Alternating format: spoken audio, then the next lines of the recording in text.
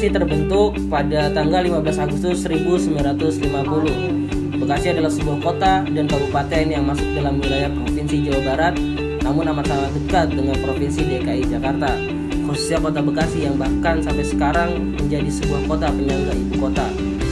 Bekasi dikenal sebagai bumi patriot. Tunggu bang, gue sering dengar kalau Bekasi itu disebut planet lain. Nah itu salah. Kenapa bisa kita sebut sebagai bumi patriot?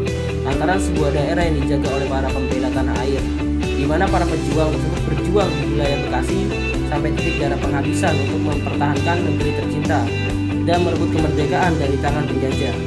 Jadi Bekasi bumi patriot ya, bukan planet lain. Nah iya. Nah, lu tahu nggak sih artinya lambang kota Bekasi? Tahu dong, yang pertama itu bambu runcing yang melambangkan masyarakat Bekasi yang religius dan semangat patriotisme. Yang kedua tuh ada perisai segi 5 yang melambangkan ketahanan fisik dan mental masyarakat Bekasi. Nah, yang ketiga segi 4 yang melambangkan prestasi perjuangan rakyat kota Bekasi. Yang keempat ada pilar batas wilayah. Lalu, padi dan buah-buahan melambangkan jumlah kecamatan dan kelurahan desa atau kota. Lalu selanjutnya ada tali simpul yang berjumlah 10 yang artinya itu hari jadinya kota Bekasi. Selanjutnya, 2 baris gelombang laut atau riak air melambangkan dinamika masyarakat. FYI, Bekasi memiliki luas wilayah 210,5 km persegi. Lalu, Bekasi dipimpin sama siapa sih? Nah, Bekasi dipimpin oleh Bapak Rahmat Effendi selaku Wali Kota Bekasi. Bekasi memiliki visi dan misi. Visinya adalah cerdas, kreatif, maju, sejahtera, dan ihsan. Sedangkan untuk misinya yang pertama yaitu meningkatkan kapasitas tata kelola pemerintahan yang baik. Yang kedua, membangun, meningkatkan, dan mengembangkan prasarana dan sarana kota yang maju dan memadai. Ketiga, meningkatkan perekonomian berbasis potensial jasa kreatif dan perdagangan yang berdaya saing. Yang keempat, meningkatkan dan mengembangkan kualitas kehidupan masyarakat yang berpengetahuan, sehat, berakhlak mulia, kreatif, dan inovatif. Yang kelima dan terakhir yaitu membangun, meningkatkan, dan mengembangkan kehidupan kota yang aman dan cerdas, serta lingkungan hidup yang nyaman. Kependudukan di Kota Bekasi dapat kita lihat di website BPS Kota Bekasi.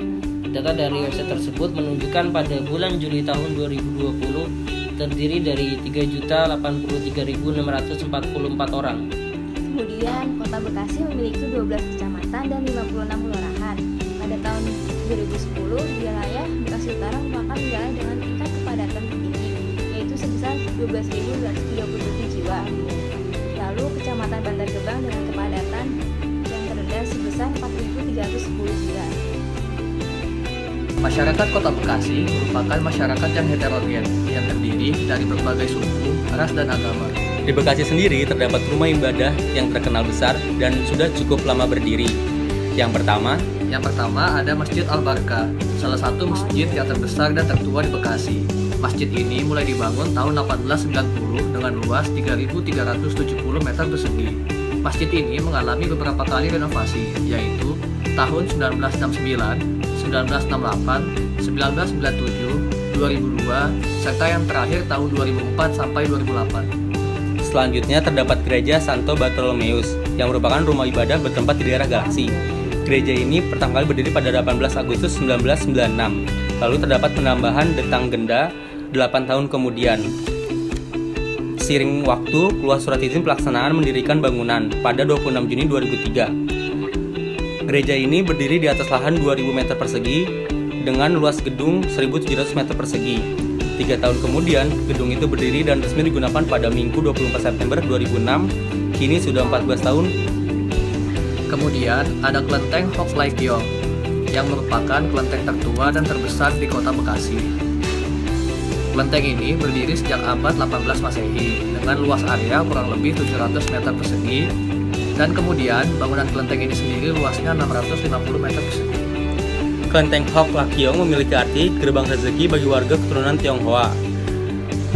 Lalu terdapat pasar proyek yang didirikan oleh warga Tionghoa di Bekasi setelah Kelenteng Hok Lai Kiong didirikan.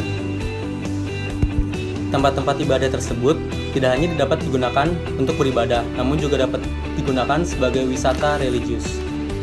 Selain wisata religius, di Kota Bekasi terdapat wisata lainnya. Di antaranya Stadion Candrabaga. Stadion ini mempunyai multifungsi di Kota Bekasi. Dan ini lebih sering digunakan dalam pertandingan sepak bola, terutama timnas Indonesia. Dibangun pada 1980 untuk menjadi tuan rumah Pekan Olahraga Daerah. Dan pada tahun 2012 stadion ini direnovasi menjadi stadion bertaraf internasional yang berkapasitas 30.000 dan diresmikan pada 11 Maret 2014. Nah, selanjutnya ada Bendungan Bekasi, atau disebut juga Bendungan Trisdo. Bendungan ini beroperasi sejak tahun 1960, didesain untuk pengendalian banjir atau untuk kebutuhan irigasi persawahan. New normal in Bekasi cek. Salah, Pok. Harusnya tuh adaptasi kebiasaan baru. Lah, emang kenapa? Karena kalau new normal, masyarakat di Indonesia menganggapnya adalah kembali hidup normal. Sedangkan kita tidak bisa hidup normal seperti sebelumnya. Di adaptasi kebiasaan baru ini, tempat umum mulai dibuka kembali, namun dengan menjalankan protokol kesehatan yang ada seperti di mall. Ketika kita baru masuk, seperti biasa kita dicek keamanan oleh satpam. Lalu yang berbeda adalah kita dicek suhu tubuh.